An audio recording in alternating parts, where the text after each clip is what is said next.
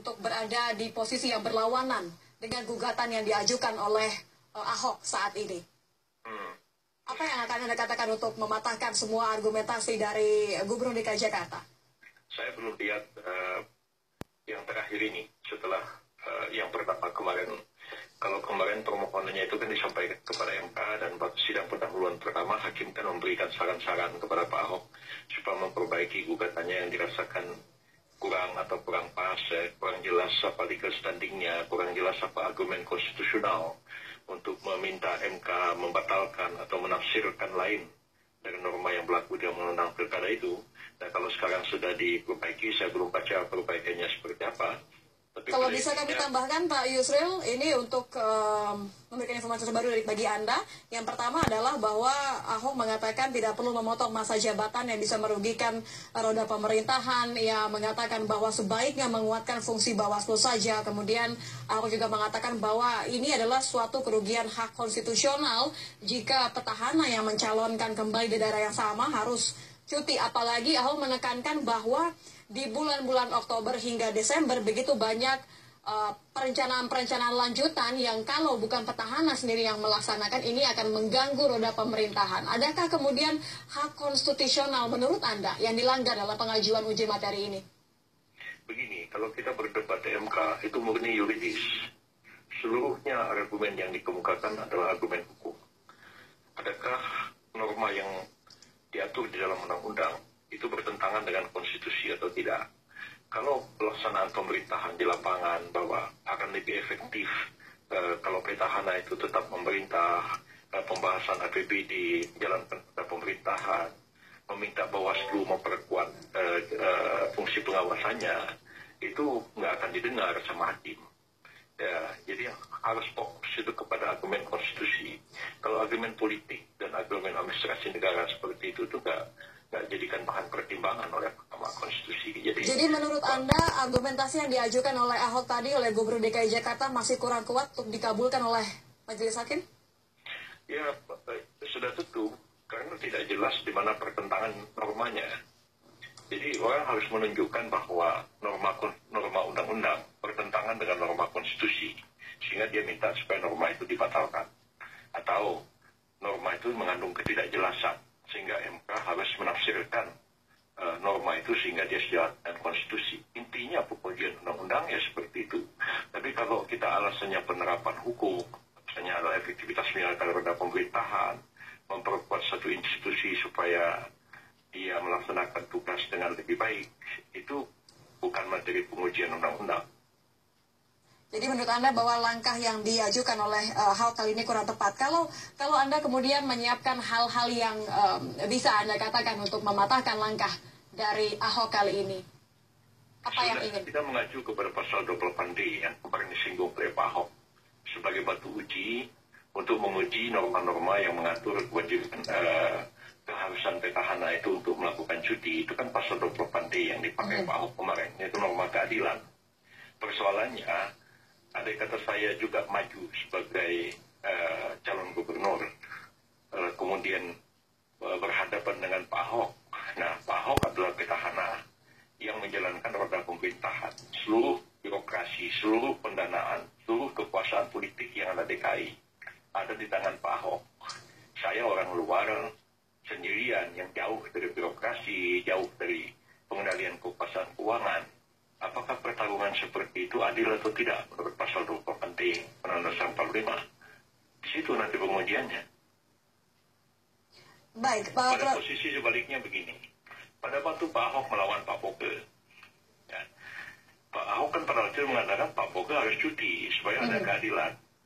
Nah, kalau sekarang pikiran Pak Ahok itu jadi berubah 180 derajat, apakah karena itu adalah masalah konstitusi atau masalah kepentingan politik Pak Ahok? Menurut Anda apa? Kekhawatiran Anda kemudian yang dirasa alasan sebetulnya dibalik pengajuan uji materi ini, Pak Yusril? Saya manusia hanya tahu yang zahir, tidak tahu yang batin. Yang batin itu urusan Allah Ta'ala, bukan urusan saya. Jadi hakim akan menilai nanti apakah argumen saya atau argumen Pak Ahok lebih kuat dalam menghadapi masalah ini. Menurut pikiran saya bahwa sebenarnya kalau norma keadilan yang harus dijadikan sebagai satu batu ujian, sekarang adil tidak satu orang petahana tetap berkuasa maju sebagai calon gubernur lagi, satu orang dari jalanan maju. Itu adil nggak kalau dia bertarung di dalam memperebutkan jabatan? Nah, kalau hakim berpendapat lebih adil kalau ini cuti, ya, atau lebih adil lagi kalau dia berhenti. Jadi sama-sama tidak punya kekuasaan, sama-sama bertarung. Itu Anda melihat ini bahwa posisi kalau Ahok tidak cuti, ia tetap sebagai petahana, tetap menjalankan program-programnya, ini menjadi keuntungan tersendiri di masa kampanye. Anda melihat ini sebagai satu hal kekhawatiran untuk Ahok saat ini? Itu potensi penyalahgunaan kekuasaan selalu ada. Walaupun misalnya itu tidak terjadi dalam kenyataan, tapi potensinya bisa terjadi. Misalnya kita lihat undang-undang korupsi itu mengatakan, kalau melakukan ini, itu dapat merugikan keuangan negara. Bisa-bisa aja negara tidak rugi, tidak merugikan keuangan negara, tapi dapat merugikan keuangan negara. Pertanyaannya kalau Pak Ahok tetap menjadi gubernur, tidak cuti, tidak apa, tetap berkuasa di situ, dia menguasai birokrasi, bisa memecat bawahannya, bisa manggil lurah, camat, wali kota, dan sebagainya. Nah, walaupun itu tidak terjadi, tapi potensial itu bisa dilakukan nggak oleh Pak Ahok menurut pikiran Anda? Kalau kita menghitung kerugian, ini kita berandai-andai Pak Yusril, kalau kita menghitung kerugian antara potensi penyalahgunaan wewenang petahana yang ingin mencalonkan diri, atau kerugian roda pemerintahan yang ditinggalkan oleh petahana, Anda melihat lebih rugi poin yang mana? Petahana itu kan kalau dia cuti bisa digantikan oleh orang lain. Pejabat Tidak akan pincang, Pak Yusril? Tidak akan pincang meskipun orang nomor satunya ini tidak ada? Tidak, karena kalau Anda sekarang ini tiba-tiba pingsan jadi pewawancara TV, terus ada pewawancara TV yang lain menggantikan Anda, apa kita akan merugikan Kompas TV atau tidak?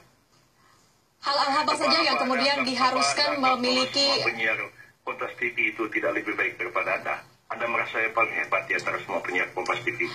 Tapi begini Pak Yusril, kalau kita bicara pemerintahan tentu ada... Anda, jawaban Anda apa? Ini hal yang berbeda kalau menurut saya. Kalau kita bicarakan mengenai kepala pemerintahan yang mengharuskan posisinya menjadi posisi yang memiliki tanggung jawab, Pak Yusril. Anda ini pewawancara TV atau jubirnya Pak Ahok? Saya mewakili rakyat Pak Ahok, tapi kalau kita kembali lagi ke masalah Pak Ahok, Pak Yusril. Anda itu sepertinya mewakili kepentingannya Pak Ahok. Saya akan memberikan satu jawaban yang fair. Ketika Anda saya tanya balik, Anda seperti kelimpungan. Tidak Pak Yusril, jadi kalau... Baik, kalau kita kembali lagi... Paling hebat di antara semua pewawancara yang ada di Kompas TV. Kita tidak bicara mengenai yang paling hebat, Pak Yusril, kita kembali lagi ke masalah sepincang apakah nanti pemerintahan. Karena kita bicara mengenai kerugian yang mungkin dialami oleh negara. Ini juga tadi yang diajukan oleh Pak Ahok. Rakyat tentu ingin melihat bagaimana posisi Ahok sebagai petahana jika memang nanti harus meninggalkan masa cutinya. Anda sendiri mengatakan tadi bahwa tidak ada masalah. Jadi tidak ada beberapa hal? Karena itu kan solo di mana-mana juga kalau orang cuti itu kan digantikan oleh seorang pejabat kan.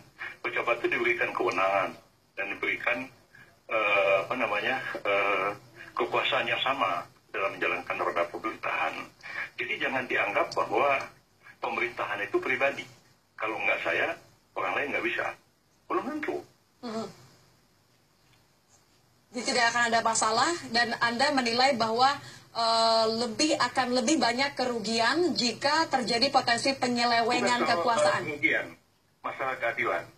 Baik. Akan lebih adil apabila petahana itu cuti.